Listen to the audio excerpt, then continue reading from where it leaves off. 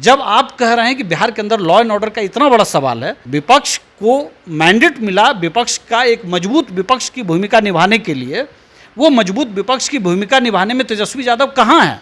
और बिहार की जनता इस बात को समझती है कि हम एक ऐसे व्यक्ति को सीएम बनाए हुए हैं जो बिहार के रग रग से वाकिफ है। कि बहुत गंभीर शंका है कि आने वाले चुनाव में कहीं कांग्रेस तेजस्वी को पीछे करके कहीं आगे न निकल जाए। नमस्कार, मेरा नाम आलोक है। आप लाइव स्टीज देख रहे हैं। हमारे साथ राष्ट्रीय लोक मोर्चा के प्रवक्ता राहुल कुमार जी हैं। राहुल जी, जिस तरह से लॉ एंड ऑर्डर को लेकर के सवाल खड़े हो रहे हैं, आपकी पार्टी भी एनडीए का एक मजबूत हिस्सा है, उपेंद्र कुशवाहा की पार्टी है। बिहार में तो अपराधियों का बोलबाला है, तांडव मचा रहे हैं बिहार में, और सरकार हाथ पांव धरे बैठी हुई है। देखिए, मुझे लगता है कि इस तरह की कोई बात नहीं है। जिस तरह से लॉ एंड ऑर्डर को लेकर के माननीय मुख्यमंत्री नीतीश कुमार जी बहुत सजग हैं, और पिछले दिनों कई ऐसी घटनाएं घटी जिसको मैं कह सकता हूं कि व्यक्तिगत कारणों से वो घटना घटी, कोई संगठित अपराध नहीं है। और पुलिस ने जिस तत्परता से उस पर कार्रवाई की, ये देखिए बहुत स्पष्ट है। दूसरी बात, विपक्ष तो हंगामा कर रहा है विधानसभा। और विपक्ष को तो देखिए इसमें बोलने का कोई अधिकार ही नहीं है। मैं इसलिए भी ये बात मैं कह रहा हूँ, पूरे बिहार के अंदर जो एक रस्म अदायगी की गई, विपक्ष का जो आंदोलन चला, उसमें आप देख लीजिए किन नेताओं की उपस्थिति रही। पूरा लालू परिवार, या कहिए कि जो युवा तेजस्वी जी जो अपने को बिहार का भविष्य बता रहे हैं, मुझे लगता है कि आज सदन में भी नहीं थे, और मैं ये दावे के साथ कह सकता हूं कि कल भी वो सदन में नहीं रहेंगे। जहां तक मेरी जानकारी है कि शायद वो इंडिया में भी नहीं है।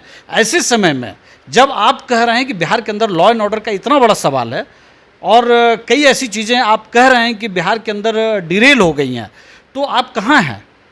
विपक्ष को मैंडेट मिला विपक्ष का एक मजबूत विपक्ष की भूमिका निभाने के लिए, वो मजबूत विपक्ष की भूमिका निभाने में तेजस्वी यादव कहाँ हैं?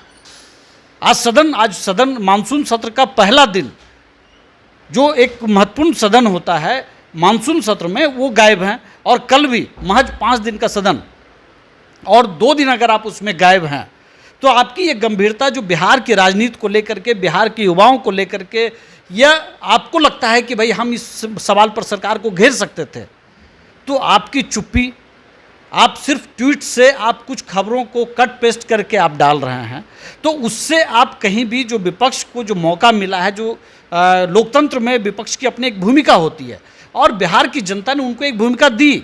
लेकिन अब नीतीश कुमार जी की कृपा से 2 बार वो डिप्टी सीएम बन गए, तो उनको लगता है कि कल उनको प्लेट में सजा करके बिहार दे देगा। लेकिन उनके नेता तो कह रहे हैं कि अब इस बार सीएम बनेंगे 25 में। देखिए, सीएम का तो खैर कोई वैकेंसी है नहीं, वो बहुत क्लियर है। एनडीए ने भी ये क्लियर कर दिया है कि अगली बार भी नीतीश कुमार जी ही सीएम होंगे, इसमें कहीं कोई बहस नहीं है। और बिहार की जनता इस बात को समझती है कि हम एक ऐसे व्यक्ति को सीएम बनाए हुए हैं जो बिहार के रग रग से वाकिफ है, उनकी समस्याओं को समझता है, बिहार के डेवलपमेंट को लेकर के वो समझता है, बिहार की लड़कियों को, बिहार की महिलाओं को, हर तरह की चीज़ों को वो समझते हैं। और ऐसे समय में तेजस्वी जी के सामने एक विकल्प था कि कम से कम वो एक विपक्ष के नायक के तौर पर वो अपने को पेश कर सकें। तो मुझे तो लगता है कि उससे ज़्यादा बेहतर कांग्रेस कर रही है। कांग्रेस ज़्यादा गंभीर दिख रही है मुझे बिहार को लेकर के। इन कंपैरिजन मैं अगर मैं कहूँ, विपक्ष पूरा कहीं नहीं है, लेकिन तेजस्वी जी की तुलना में आज कांग्रेस बिहार में कम से कम ज़्यादा बेहतर कर रही है। मुझे तो ये भी डाउट है, मुझे इस बात की बहुत गंभीर शंका है कि आने वाले चुनाव में कहीं कांग्रेस तेजस्वी को पीछे करके कहीं आगे न निकल जाए। अच्छा, आपको लगता है जिस तरह से बिहार को विशेष राज्य के दर्जा देने की बात हुई, केंद्र सरकार ने इस पर डिनाई कर दिया, मना कर दिया है, तो ये तो बड़ा झटका लगा ना आप लोगों को? देखिए, हम लोग इस बात को लेकर के बहुत स्पष्ट हैं कि बिहार को प्रायोरिटी में रखने की ज़रूरत है। चाहे वो ह्यूमन डेवलपमेंट इंडेक्स का मामला हो, या सतत विकास का मामला हो, जिसको एसडीजी बोलते हैं, तो बिहार उसमें पीछे है। अपनी बदौलत ये लगातार पिछले 20 साल, कहिए कि 18-20 साल से 10% का ग्रोथ रेट ले रही है बिहार, लेकिन अभी भी इसको जो ग्रोथ चाहिए वो नहीं मिल रहा है। तो निश्चित तौर पर यहाँ पे एक बड़े सपोर्ट की ज़रूरत है बिहार को।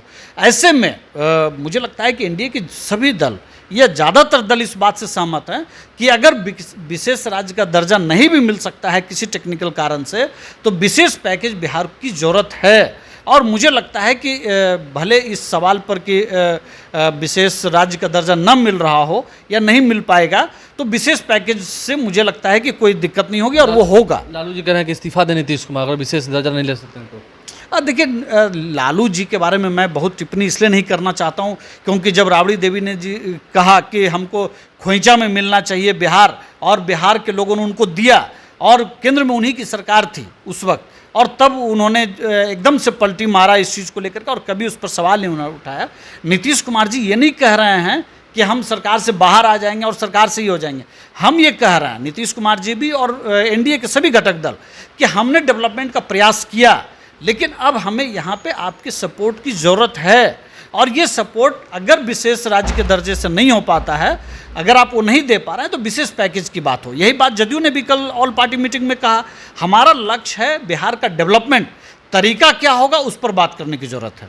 तरीका क्या होगा उस पर बात करने की जरूरत है। आरएलएम के प्रवक्ता राहुल कुमार हमारे साथ थे, क्या कुछ उन्होंने कहा है खुलकर।